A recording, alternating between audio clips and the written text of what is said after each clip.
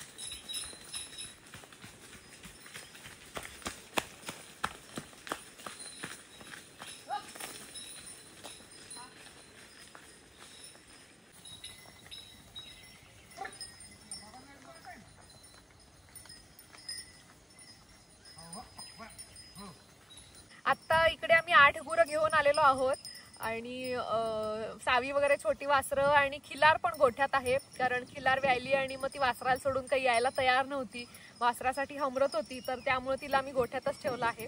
आणि सकाळी जेव्हा दूध काढत होतो तर तेव्हा घराभोवती जे गवत आहे तर तिथे आम्ही तिला चरायला सोडलं होतं आणि मग बाकी सगळ्यांना आता इकडे आम्ही घेऊन आलो.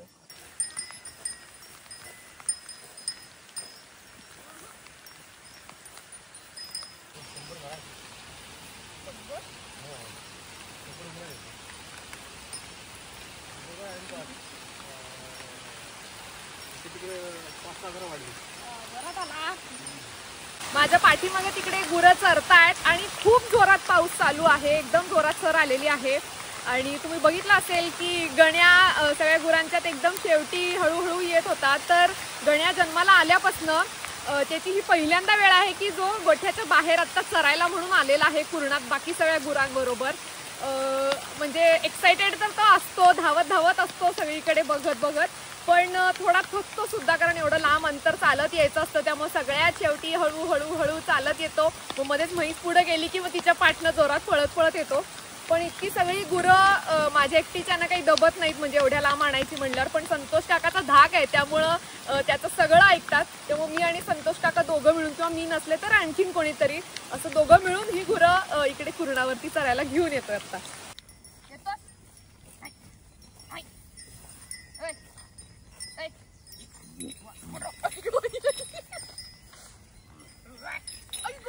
बाप रे केवढी ताकद आहे. नको, बस झालं. मारायचं नाही, मला मारायचं नाही. जा करायला जा. ही माझ्या पाठीमागं आहे ती आमच्या गोठ्यातली सगळ्यात मोठी गाय सोना.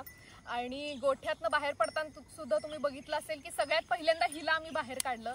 कारण असं होतं की आता बऱ्याच दिवसांनी गुरं बाहेर पडतायत चरायला आणि वेगळ्या ठिकाणी जायचं असेल, अजून सवय झाली नसेल तर किमान पहिले 4-5 दिवस तरी आम्ही असं करतो की ही जी मोठी गाय आहे तर तिला सगळ्यात पुढं आम्ही घेऊन येतो आणि मग तिच्या पाठनं हे सगळेजण येतात. ह्या गायीशिवाय कोणाचंही पान हलत नाही. ही नसेल तर सगळेजण ओरडत राहतात आणि ह्यातलंही कोणी एखादं जरी नसेल, जरा म्हणजे व्यायला असेल किंवा गोठ्यात ठेवलं असेल, काही झालं असेल तर ही हमरत राहते सतत. त्यामुळं हिला आम्ही सगळ्यात पुढं आणतो. तुम्ही आता बघितलं असेल संतोष काका तिला दोरी घेऊन पुढे येत होता आणि एकदा सवय झाली की ही आपणहून पुढे येते आणि मग बिना दोरीची ही येते आणि तिच्या पाठनं बाकी सगळी गुरं येतात.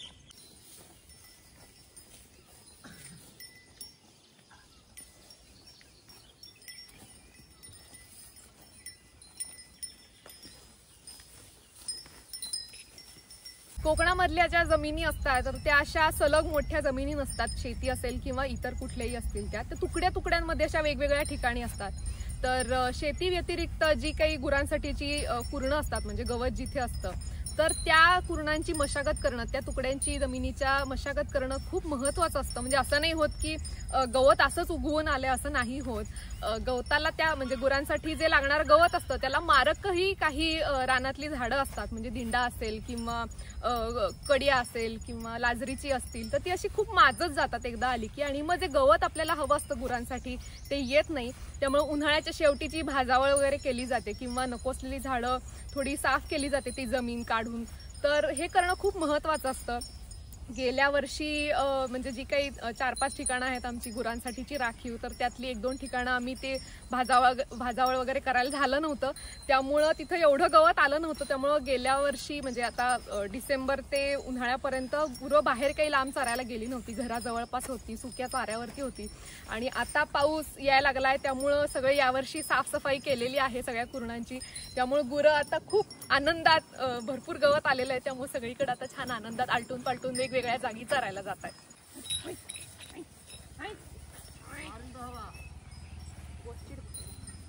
मारशील काय मला?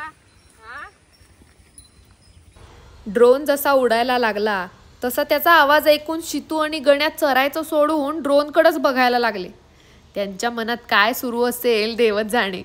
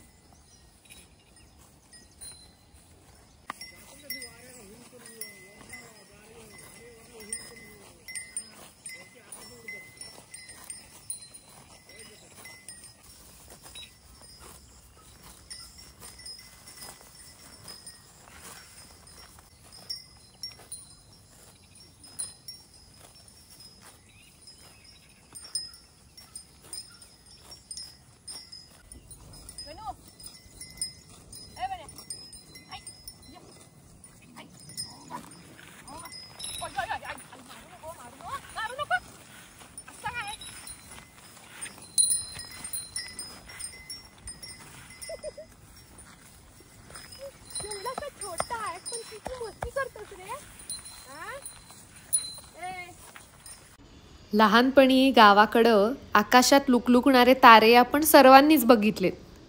ही गुरं माळरानावर चरताना हिरव्यागार आकाशातल्या ताऱ्यांसारखीच दिसतायत. आता मी सकाळी साधारण 8 वाजता गुरं इकडे घेऊन आलो आणि आता 11, 11:30, 12 पर्यंत गुरं चरतील आणि मग हळूहळू पोट भरल्यानंतर घरी येतील, गोठ्यात येतील. आणि इतकं छान मस्त गवत आहे तर चरून आल्यानंतर पोट भरलेलं असतं त्यामुळे गुरं निवांत दुपारची झोपतात गोठ्यामध्ये. आणि संध्याकाळी असं होतं की म्हणजे त्यांना बाहेर नुसतं पाणी प्यायला जरी आणलं तरी त्यांना इतका असा कंटाळा येतो की आता नको, पोट भरलंय अशा ह्याच्यात असतात. म्हणजे ती समाधानी असतात कारण छान पोट भरलेलं असतं त्यामुळे आम्हीही समाधानी असतो.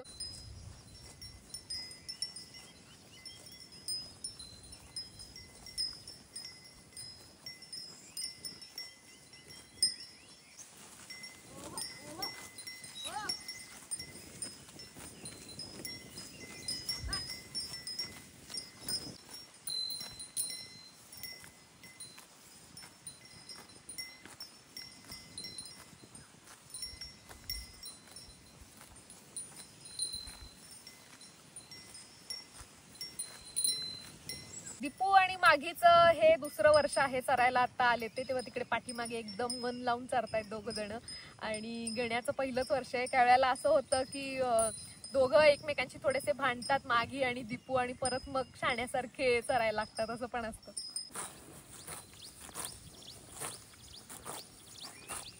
गुरं आम्ही आता एक वेळची सकाळी सोडतो चरायला तर हिरवा चारा सकाळी मिळतो त्यांना. आणि संध्याकाळी आम्ही त्यांना सगळ्यांना थोडा थोडा पेंडा घालतो म्हणजे एकदम थंड नको पडायला. पेंड्यामुळे थोडं गरम राहतं पोट रात्रीचं. आणि अर्थातच जे दुभती जनावर आहेत तर त्यांना भरपूर आंबवण घालतो आणि जे छोटी वासरं आहेत त्यांना सुद्धा थोडं थोडं आंबवण घालतो. त्यामुळं एकूण परिपूर्ण आहार आता गुरांचा चालू आहे.